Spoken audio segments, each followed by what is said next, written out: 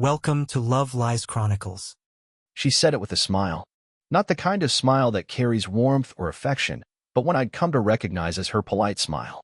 It came right after dinner. We were sitting in the living room, not watching TV, just existing in the same space. Her glass of wine hadn't been touched. I had just asked if she wanted to plan a weekend getaway, something small, something just for us. That's when she said it. I think we should test our marriage. I blinked. Test it. She nodded, swirling the untouched wine like she was conducting a TED Talk. Yeah, just a week apart.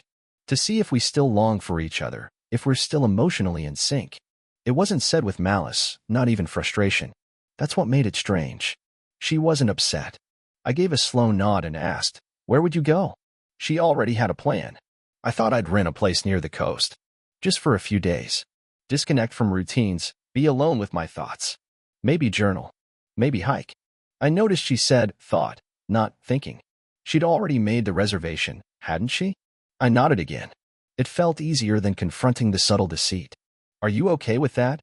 she asked, sipping finally from the glass, eyes watching me closely, not with concern, but calculation. "Sure," I said. My voice sounded foreign to me. She left the next morning. Her departure wasn't dramatic. No long hugs, no lingering glances. She packed light, too light for a week, really. A few dresses, her favorite pair of heels, the silk robe I'd bought her last Valentine's. She didn't take her laptop, just her phone and charger, and a smug, breezy attitude like she was heading to brunch instead of exiting her marriage under the guise of self-discovery. The house felt different the moment the front door clicked shut behind her, like the walls were hollow now. I sat at the dining table for a long time after she left, staring at the faint circle left by her wine glass on the wood.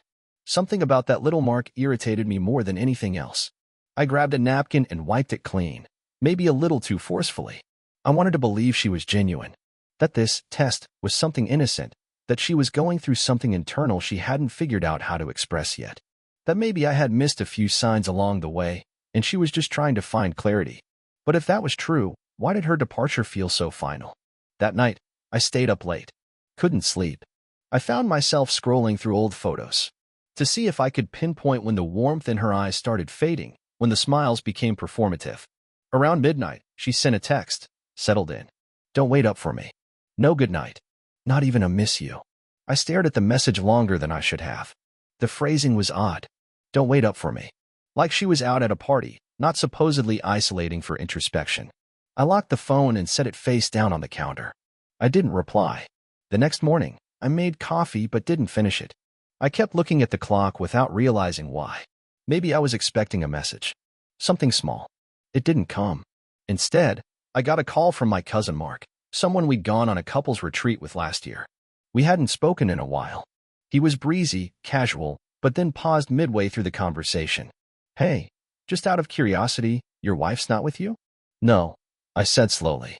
"She's on a personal trip." Funny. I could have sworn I saw her last night at the Oceanside Mariner. You know, that boutique hotel by the pier? I was there for a corporate dinner. I paused. "Are you sure?" He hesitated. "Fairly. It was dark, and I didn't go up to her. She was with someone. A guy." He said it casually, almost apologetically, like he wanted to let me down gently. I thanked him, hung up, and sat there in silence. So much for hiking and journaling. I didn't jump to conclusions. But my stomach had that heavy, sinking weight that settles in when your gut knows the truth, even if your mind hasn't caught up yet. I pulled out my laptop, opened the browser, and started typing. If she wanted to explore life outside our marriage, then I had every right to explore what life looked like beyond waiting for her to return. And that was only day one. There's a difference between suspicion and knowing. Suspecting something feels like a slow leak in your confidence, a drip you try to ignore. But once you know, there's a strange kind of stillness. The kind you get in a room that was once crowded and suddenly empties. I opened our shared financial portal. We had set up linked accounts years ago, back when transparency felt like love. I wasn't looking for scandal, I wanted context. Maybe I was wrong. Maybe Mark was mistaken. There wasn't. 3 new transactions had posted, all from the day before. A dinner charge at a seafood bistro, Oceanside Grill. Then a spa reservation, 2 massages, same room, noted under her name. And finally, the one that made me sit back and exhale through my nose, a luxury suite booking at the very hotel Mark mentioned. Check-in confirmed. 2 nights paid up front. She told me she was going to a wellness retreat. This wasn't wellness. It was a getaway. And she wasn't alone. I stared at the screen, fingers hovering over the trackpad.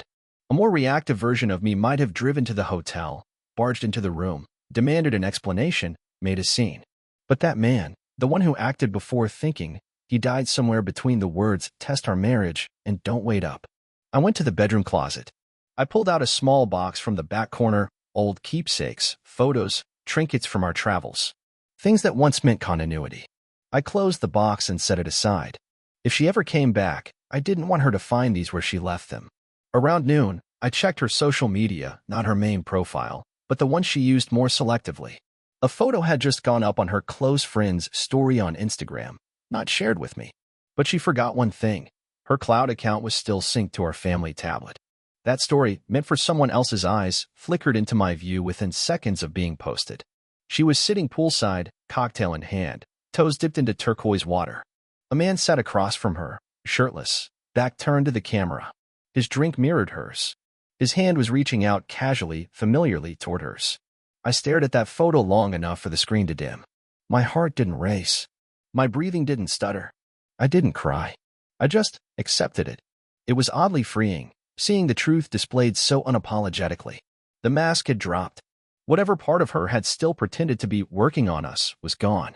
I closed the tablet and walked out to the balcony. The air felt cleaner than it had in days. That's when I called Martin. Martin wasn't just a friend. He was a fixer. Not in the Hollywood sense, but in the practical, deeply competent way. Estate planning attorney. Someone who knew how to move quietly and thoroughly when relationships reached their expiration date. "Tell me what's happening," he said after I barely said hello. I told him. I didn't whine. I just laid out the facts.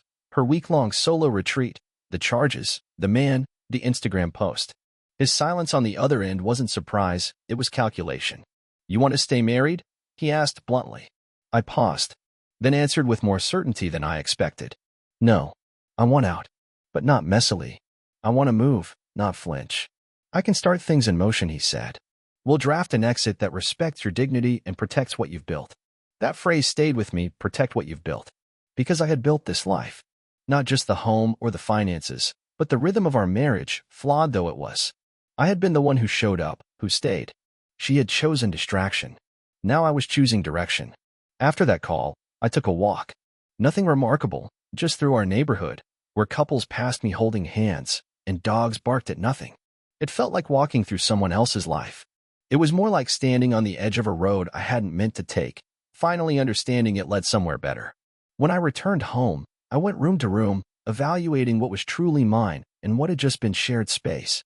Her art on the walls, the photos of us on vacation, the books we bought together but never read. Some things I boxed up for storage. Others I left untouched. I wasn't erasing her. I was reclaiming myself. That night, she texted again. "Thinking about you. Hope you're doing okay." This time has really helped me reflect. I didn't answer. A few minutes later, another message. "I hope this week reminds us why we chose each other. I'm looking forward to reconnecting." She was writing to the man she thought I still was, the quiet, accommodating version of me who waited in doorways and forgave betrayals disguised as experiments. But that man was gone. He'd seen too much. I spent the evening going through legal files Martin had already emailed. Drafts, asset sheets, agreements. All spelled out in clean, unemotional language.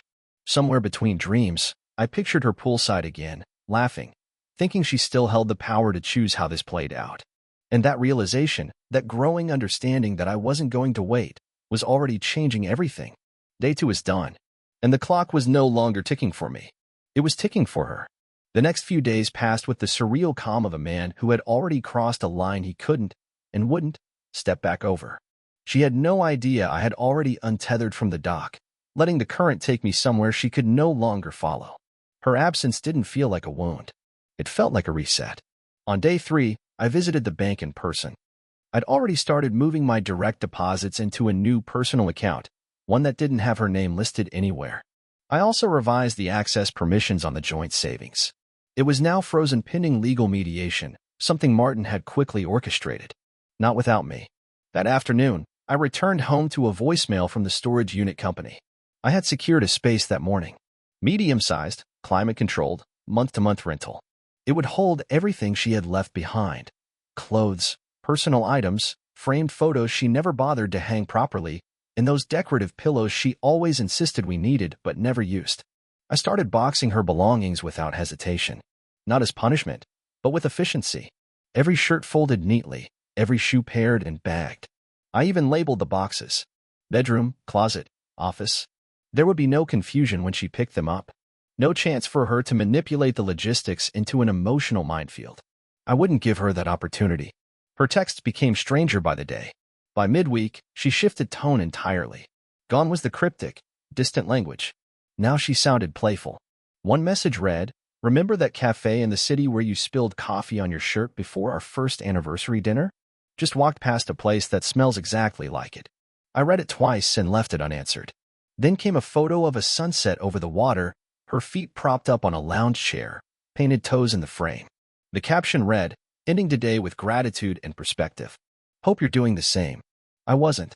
I was ending my day organizing financial disclosures and finalizing the timeline Martin had laid out. The paperwork would be filed the moment she returned. The house wasn't waiting for her anymore. The door might still open, but she wouldn't recognize what was inside. On day 4, I dropped her storage key at her sister's place, a neutral zone she couldn't turn into a battleground. Her sister opened the door with the tired eyes of someone who had always known this was coming. "I'm guessing you don't want me to say anything," she said. "Just let her know where it is," I replied. She nodded. "You sure you're okay?" I'm clearer than I've ever been. And I was. There was no more doubt. No more wondering if I had overreacted or misread the signs. The messages, the absence, all of it had been her choice. I wasn't tearing anything down. I was simply refusing to live in a house she had already abandoned emotionally. By that evening, the house looked neutral. My things remained, the essentials. The warmth was gone, yes, but so was the imbalance. That night, she tried calling. For the first time all week. I let it ring. She didn't leave a voicemail. Minutes later, a new message appeared. "Hey, I know I've been a little distant. I just needed to clear my head. But I miss you. A lot. I think this time apart has reminded me how much we mean to each other." Another text followed within seconds. "I want to talk. When I get back. I think we can make things better. Let's start over." I stared at the screen for a long moment. There was no anger in me, no temptation to reply. I wasn't curious about what she would say next. Her words felt like echoes bouncing off a wall she didn't know I had already torn down. Later that night, I met someone for dinner. Elena, a colleague from a previous consulting project. We hadn't spoken in nearly a year. She reached out the same day I had changed my relationship status on a professional network. Said she always admired my stability, my loyalty.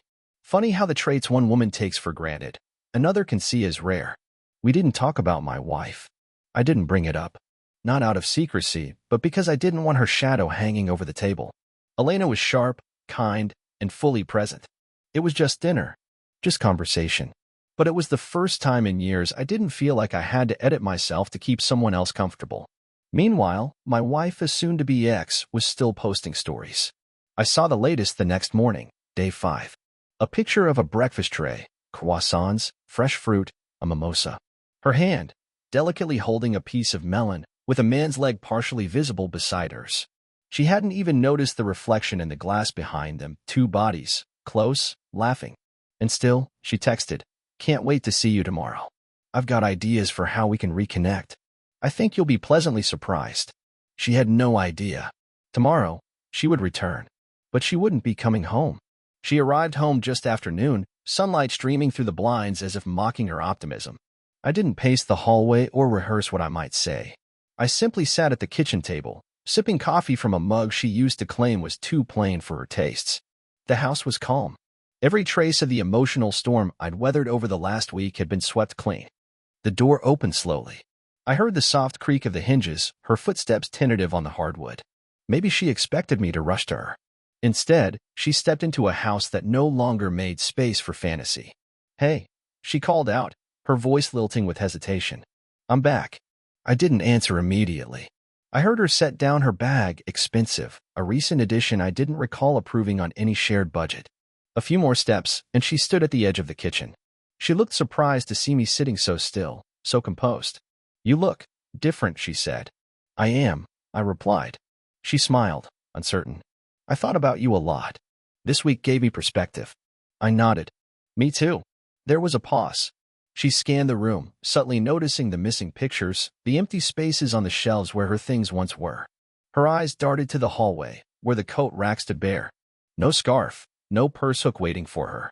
Just a clean wall and silence. I was thinking we could talk, she said. Not everything made sense to me until I got some distance. I realized I might have been avoiding things. I didn't interrupt. Let her say what she rehearsed. She looked like someone delivering a speech they weren't entirely sure about anymore. I know it wasn't fair, the way I left. But I needed time alone to remember who we were, to miss you. She reached out as if she expected me to take her hand. Instead, I slid the envelope across the table. She froze, hands suspended in midair. What's this? Everything, I said. The storage address, the itemized list of what's yours. Legal paperwork. A draft agreement. You'll find my signature already on it. Her smile fractured. I don't understand. Yes, I said evenly. You do. She opened the envelope with shaking fingers. Her eyes scanned the pages, and color drained from her face. A line or two in, she stopped. You're ending it? I stood up. You ended it when you left. You just assumed I'd be here waiting for your return. That wasn't what this was. Her voice rose, desperation slipping through. It was just space, a pause to reconnect. I tilted my head slightly. Is that what you told him? She went still, like someone had flipped a switch inside her. I saw the charges. The hotel. The dinners. The man's reflection in your stories. Don't insult both of us by pretending this was a silent retreat. Her mouth opened, then closed. No words came out. Her practiced lines didn't cover this scenario. I made one promise to myself this week, I said. I wouldn't raise my voice. I wouldn't do anything out of bitterness. Just honesty. Decisiveness. She moved to sit down. I shook my head. Don't. This isn't a negotiation. But we have years together. History. We have a record, I corrected. Not a bond. Not anymore. She clenched the envelope in her hand, crushing it slightly. You're really doing this? I already did. There was a long pause. Her face shifted through expressions, confusion, regret, and finally, a flicker of fear. Where am I supposed to go? Your things are in storage. The lease on that unit is prepaid for 2 months. After that, it's yours to manage. I meant, tonight. I just got back. I arranged for a ride share to pick you up in 15 minutes.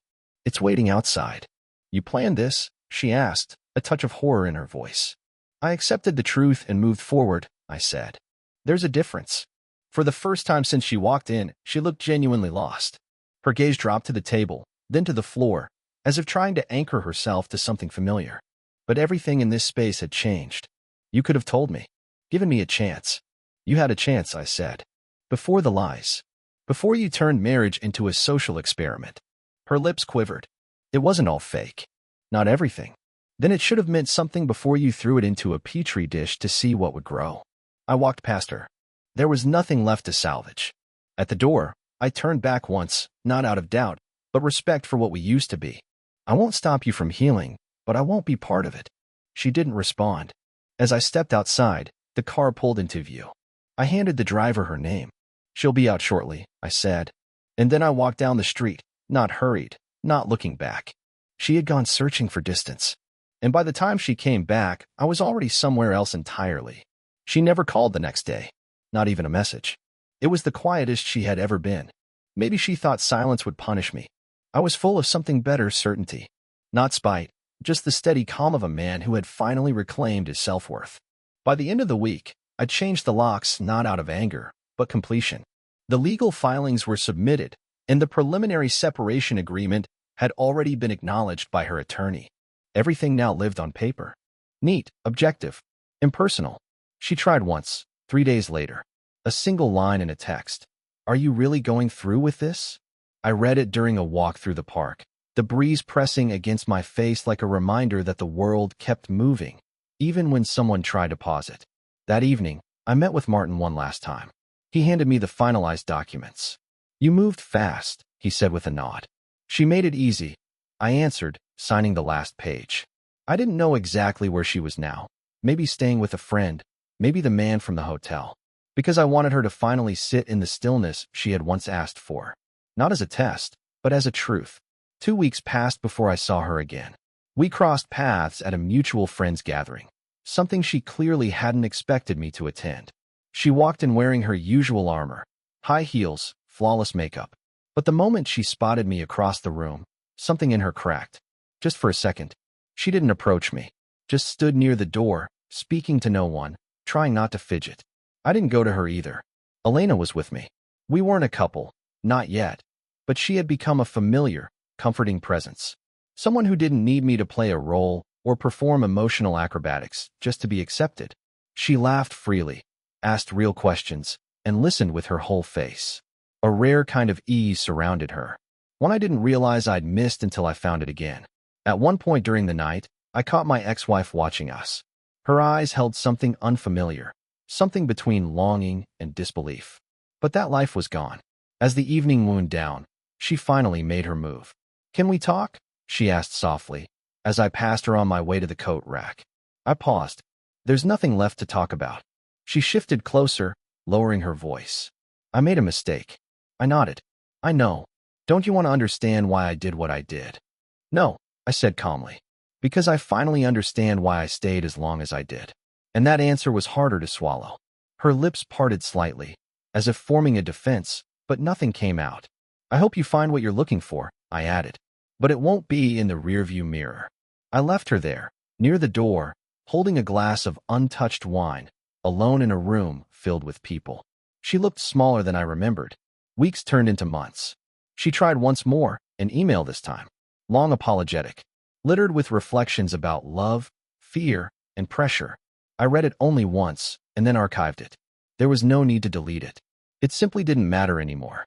The home we once shared now felt entirely mine. I rearranged the furniture, repainted the guest room, donated all the decor she'd insisted was vital to our aesthetic. I breathed differently in the space now. Elena and I began seeing more of each other, not as a rebound, but as something light and unforced. We'd meet for coffee, walk aimlessly through bookstores, cook meals that didn't require agreement over wine pairings. She never pried into the past. She didn't need to. I was no longer carrying it. I saw my ex-wife one final time in the most unexpected place, a community event at the local arts center. She was standing beside a new man, laughing too loudly, gesturing with the same flair she used when trying to impress people. Her eyes darted across the room until they landed on me. This time, there was no surprise in her expression, just the weight of understanding. I offered a polite nod. Nothing more. I moved. And somewhere between her departure and her return, I became the man I used to be, only stronger, quieter, and no longer looking backward. Sometimes the best things aren't taken from you. They're given away. And all you have to do is let them go. Dear listeners, please share your thoughts in the comments, and do not forget to like, share, and subscribe to the channel.